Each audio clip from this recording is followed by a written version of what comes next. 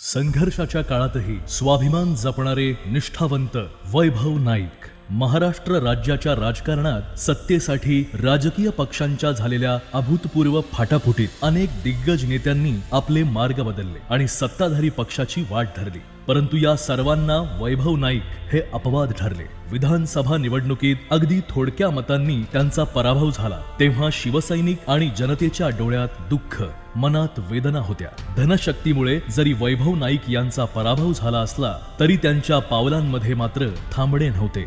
ज्या दिवशी निकाल लागला त्याच्या दुसऱ्या दिवसापासून ते जनतेच्या प्रश्नांवर पुन्हा रस्त्यावर उतरले। सामाजिक कार्यात खंड पडू दिला नाही। राजकारणातही त्यांनी सक्रिय राहून स्थानिक स्वराज्य संस्थांच्या निवडणुकींसाठी शिवसेना उद्धव बाळासाहेब ठाकरे पक्ष संघटना अधिक मजबूत करण्यावर लक्ष केंद्रित केले। त्यामुळे एकीकडे सिंधुदुर्ग जिल्ह्यात जिल्हा परिषद निवडणुका बिनविरोध होत असताना कुडाळ मालवण मतदारसंघात मात्र वैभव नाईक यांच्या नेतृत्वाखाली सर्व ठिकाणी तुल्यबळ लढत होऊन 49,000 मते शिवसेना पक्षाला मिळाली। एकंदरीत विधानसभा निवडणुकीतील पराभव हा वैभव नाईक यांच्या राजकीय प्रवासातील एक तात्पुरता अडथळा ठरला असला तरी त्यातून पुन्हा एकदा उभारी घेत त्यांनी जनतेशी असलेली आपली नाळ तुटू दिली नाही, हे यातून प्रकर्षाने दिसून येते। जनता संकटात असताना वैभव नाईक शांत बसले असे कधीच झालेलं नाही। प्रत्येक अन्यायग्रस्तांचा आवाज होण्याचा प्रयत्न त्यांनी केला। नुकसानग्रस्त आंबा आणि काजू शेतकऱ्यांना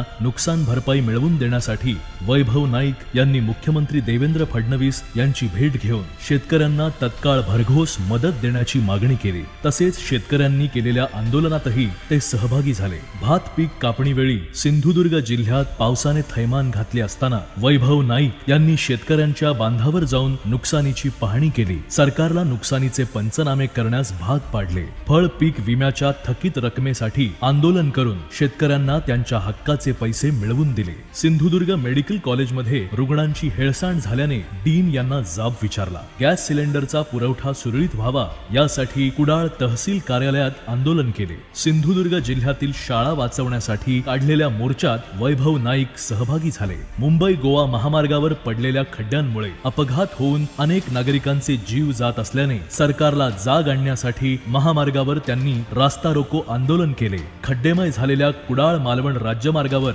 बैलगाडीद्वारे आंदोलन केले। झाराप तिठा येथील महामार्गावर चुकीच्या मिडल कटमुळे शाळकरी विद्यार्थ्यांच्या झालेल्या मृत्यूचा महामार्ग अधिकाऱ्यांना जाब विचारला म्हणून वैभव नाईक यांना अॅट्रॉसिटीच्या खोट्या गुन्ह्यात देखील अडकवण्यात आले। वैभव नाईक यांना रोखण्यासाठी सत्ताधाऱ्यांनी कितीही प्रयत्न केले तरी जिल्ह्यातील प्रश्न सोडवण्यासाठी सत्ताधाऱ्यांशी आणि प्रशासनाशी त्यांचा संघर्ष सुरूच राहणार आहे। शिवसेना पक्षात फूट पडली तेव्हापासून ते आतापर्यंत वैभव नाईक यांना पक्ष प्रवेशासाठी ऑफर देण्यात येत आहे। शिंदे गटाच्या अनेक मंत्र्यांनी याचे वेळोवेळी सुतवाच देखील केले आहे। अलीकडेच त्यांना सत्तेच्या सावलीत येण्याचे निमंत्रणही देण्यात आले। मात्र निष्ठेच्या कसोटीवर वैभव नाईक तसूभरही डगमगले नाहीत। मतदार आणि शिवसैनिकांसोबत त्यांनी निष्ठावंत राहण्याचा निर्णय घेतला। त्यांचा हा बाणेदारपणा आजही कायम आहे। 2024च्या लोकसभा निवडणुकीत कुडाळ मालवण मतदारसंघात 26,000 मतांनी पिछेहाट झाल्यानंतर पुढे होणाऱ्या विधानसभा निवडणुकीत पराभव समोर दिसत असतानाही वैभव नाईक यांनी पद आणि सत्तेसाठी गद्दारीचा कलंक माथी लावून घेण्याऐवजी निष्ठेने आहे त्या परिस्थितीत लढाई करणे पसंत केले। आज वैभव नाईक आमदार नसले तरी त्यांनी केलेली शाश्वत विकासाची कामं आजही लोकांसमोर आहेत। त्यामध्ये सिंधुदुर्ग शासकीय मेडिकल कॉलेजची स्थापना, कुडाळ येथील जिल्हा महिला व बाल रुग्णालयाची उभारणी, ऐतिहासिक शिवराजेश्वर मंदिराचे नूतनीकरण व सिंहासनाची उभारणी, सिंधुदुर्ग किल्ले प्रवासी जेटी, कुडाळ मालवण ओरस या बस स्थानकांच्या नूतन इमारतींची बांधणी, कुडाळ येथे अद्ययावत क्रीडा संकुल व क्रीडांगणाची उभारणी, मालवण नळ पाणी योजना, मालवण किनारपट्टी भागात भूमिगत विद्युत वाहिन्या, मांडकुली, कोळंब, दुकानवाड, आंबेरी, उपवडे, अणाव, वराड, किर्लोस, कुळास येथील नदीवर मोठ्या पुलांची उभारणी, कुडाळ भंगसाळ नदीवर ब्रिज कम बंधारा, देवबाग येथे जिओ ट्यूब बंधारा,